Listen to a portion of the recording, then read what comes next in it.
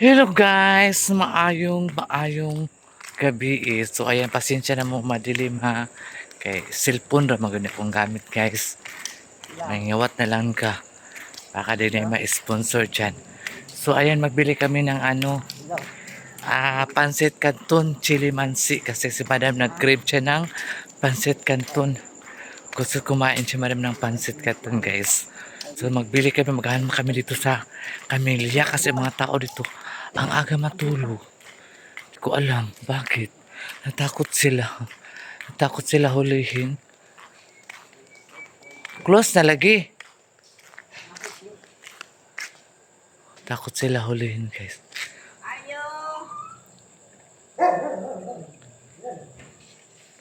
Eh, na-close, na-close. Kaaga na-close no, mga quarter to 10 pa man. Hindi katulad sa Davao kasi 24 hours sa mga tao doon guys. Kasi yung mga tao doon hindi natatakot. Kasi ang Davao guys, very safe talaga siya. Very safe ang Davao. Dito sa Butuan, pero hindi ko lang alam guys kung safe ba dito kung maglakad ka doon sa highway. Pero dito, andito kami sa division, so safe kami kasi nasa sa division kami. Di man basta-basta dito makapasok na hindi homeowners. Kailangan iiwan yung kung ano siya sakyan mo, tricycle halimbawa o taxi, iiwan yung ID ng driver para makapasok lang siya. So hindi basta-basta dito, kahit mag-order ka nga dito ng Grab, hindi nga makapasok. Ang Grab, iiwan nila doon yung order mo sa sa guard. Oh, kung halimbawa andun ka sa pinakadulo, kung wala ka talagang sasakyan, kukunin mo. A few moments later. Dami nila guys. Ang sisiksi nila. Naglakad lang sila pero wala silang sasakyan. Naghanap pa sila ng mga masasakyan. Dami nila. Pero ko alam, baka siyempre mag-attend sila ng party, no? Diyan, di ba may tindahan man dyan? Wala. Wala na? So, napakahirap talaga maghanap dito ng tindahan. Lalo sa sa gabi na. Wala na talaga, wala silang tubig guys. Nag-igib sila doon sa bumba. O dito, napaka dito guys. Maganda nga ang bahay dito sa Camellia. Na very important kasi guys is tubig. Walang tubig dito. Maganda nga ang bahay dito matirahan pero wala namang tubig. Aanin mo namang ang ganda ng bahay na wala namang tubig. Diba? So, kailangan mo talaga ang bahay na maganda ay mayroong tubig. The very important guys. Okay lang walang kuryente. Tubig ang talaga kay maligo ka. Diba? Kailangan maligo ka everyday. Ganyan talaga guys. May nakita ko dito na mga siguro sila, mga renters dito. Nag-igib sila ng tubig guys. Kawawa. Isang drum. Asa dapit? Ayun, dahil mo. Maayo man na. O pag yan mag-ayam, may nakagdili. Asa ka magpalit? Wa na gani. Dali, oh. O, abri pa. Dali So, ayan guys, meron kami nakasalubong na naigib sila ng tubig doon sa puso. Diyos ko guys, yung bunganga niya guys, yung bunganga niya. Kasi yung bunganga niya puro salitang demonyo, puro yawa-yawa ba. Ngilo kay pakinggan yung mga ganyan. Parang hindi nila alam na, siguro hindi sila nagsisimba kasi nagsalita sila ng mga ganyan na words. Pangit man yung ganyan. Uy, mga babae pa naman sila. Puro sila bunganga, puro yawa. Nakakairita ng mga ganyan na tao. A few moments later. O no? Basta nakaka-offend sila, uy. Puro sila salita nila demonyo. Ay nako. Pangit pakinggan guys. Babae ka. Tapos, kasi sila nag-igib. Nag-igib sila ng tubig. Tapos nagsalita sila ng yawa. Nagsalita sila ng mga, ano siya tawag nilang demonyo ba? Tapos nagtawa lang sila. Pangit mo ng ganun guys. Uy, matakot naman kayo sa sarili nyo. Matakot naman kayo sa sinasabi nyo. Siyempre, hindi man ako nagmarites. Narinig ko talaga, sa harapan ko talaga mismo. Nagsalita sila ng mga bad na salita, guys. Pangit. Pakinggan. Ay, nako, nanggigil ako. Kakainin ko sila nito ng pansit kanta. Ah, pakainin ko sila ng pansit canton, guys. Nakakaano sila eh. Nakakagigil sila eh. Kasi sila, siguro, hindi sila siguro nagsisimba. Hindi nila, hindi nila pala pinapahalagan si God. Pinakakala siguro nila, ay, marami kaming pera. Hindi na nainisip na magsimba-simba sila kasi marami namin si pera. Diyos ko, die. Sa isang pitik lang yan ni Lord. Kukunin lahat yan, kawawa talaga. No? Kahit gaano mo pa kayaman dito sa mundong ginagalawan na ito, huwag na huwag po natin kalimutan si God. Let's always pray sa taas. Kaya hindi dahil sa Kanya, hindi kayo maging successful. Di ba? Tulad sa akin. Hindi ako mawala ng pag-asa, pray na magiging successful ako sa pagiging isang vlogger. Hindi mo ako ninihiling na malaking sweldo ko as long as mayroon akong maipapakita sa aking mga solid supporters ni Sarah Gaga. Yan ang very important. At saka, kung sakaling magsweldo man ako na medyo tama lang, talagang pupunta at magpapasalamat ako sa Diyos. Every akong magising, matulog, nagpipray ako guys. Kahit ganito ako bakla, nagpipray ako dahil noon sa Kristan ako sa aming chapel. Ako yung pinapadala doon sa malaking simbahan na magseminar. Di ba? Hindi kayo makapinawal dahil bakla ako. Hoy, wag kayong maliitin ng bakla dahil hindi lahat ng bakla ay puro ganda o puro yabang lang na kahit na-achieve na nila, nakalimutan na nila si God. Hindi po. Hindi lahat ha. Hindi lahat na bakla. Mayroong mga baklang napakabait. Mayroon din mga baklang napakataas ng tingin na sarili nila. Di ba? Hindi lahat ng bakla guys. Yung mga friend ko katulad din sa akin. Mayroon man din kung ayaw nila makik-friend sa akin. Wala din akong pakialam. Dahil hindi naman ako nanghihingi sa kanila. Minsan nga, pag may pera ako, magpainom nga ako sa mga friend ko. Wala silang marinig na salita. Dahil kusang loob ko po na gusto kong masaya ang mga friend ko at ako. Yun ang tunay na friendship. Pero yung iba, makik-friend lang sa'yo pag mayroon ka. Pag wala ka, thank you very much to ka. Hindi ka na nila papansinin dahil wala ka na. Yun ang realidad. Yun ang tama. Kaya ako, namimili ako ng mga taong tapat sa akin. Namimili ako ng taong yung taong may paninindigan ba, may isang salita lang. Hindi lang kay ginagamit ka dahil mayroon ka ganito ganyan. Ayaw ko ng ganyan. Baka masampal ko pa yan ng ganyan. Kahit ganito ako, Diyos ko, hindi ako madamot sa mga taong nangailangan. Kung mayroon lang ako, hindi ako magsalita, hindi ako nagyayabang, hindi ako nagpaasa. Ang sa akin, sasabihin ko kung mayroon ako o wala o ba?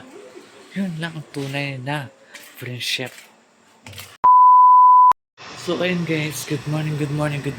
So gabi, alas 2 na ako na, quarter to 2 na ako natulog dahil andun ako sa kwarto nila madam at si sir kasi si sir nagpamassage ng paa niya dahil masakit daw.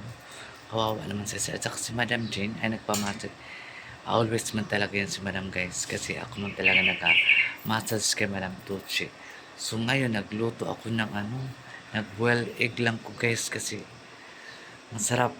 Namimiss ko yung itlog ba, yung mag ano ka ba, mag-alis ka, di ba? Magpunta ka man sa, di ba, maghinto man yung bus kada terminal, di ba? May magsabi na, uy, itlog mo man yung orange, ganoon. Ito yung nilabaan ko ni Kang Hello Kitty itong damit. Ayan. Kang Hello Kitty yan. Yan ang nilaban ko kagabi. So, inantay ko na lang maluto yung give-oiled egg ko. Kasi ayaw ko yung medyo ano ba, yung dilaw niya ay parang sipon. Gusto ko talaga lutong-luto talaga siya guys. Yan ang gusto ko na lutong-luto. Ang niloto kong itlog. Okay, yan. Diba? So, mamahaw tagay. The time is 10:23. Alas 10 na ako na mahaw. Kasi naligo pa ako and then maglinis pa ako dito. Oh. Yan. Magwalis pa ako dyan kasi hindi nagwalis sa Tinday. Wala magwalis dyan. Kawawa naman sa Tinday. So, ganyan lang guys. Magtulungan-tulungan lang po kami dito. So, mamahaws ako sa tanawang takong boil na egg. Kung okay na ba siya. Kasi medyo masobra naman to. Gusto ko kasi malutong-luto eh. Ayun ko yung hindi masyadong luto. Natin yung luto kong itlog guys. Tara! Luto na kaya yan? Luto na yan eh. Kunin ko na yan ka na. Luto na ako. Boiled egg ako guys. Masarap kasi ang boiled egg.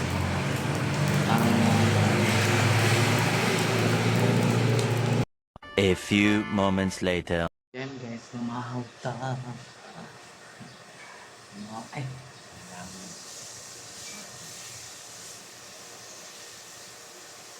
lumahaw.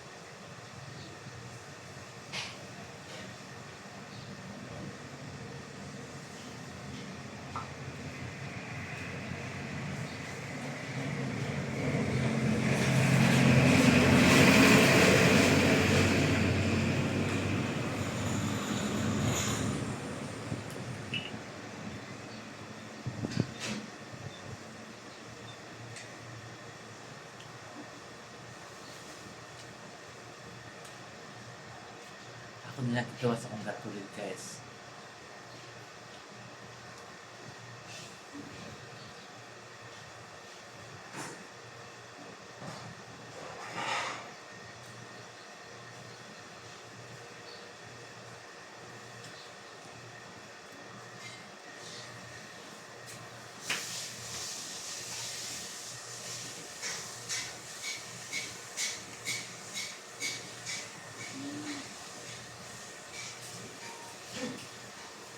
Ano, maalala ako. Ito lang. Bugbo, gagmay.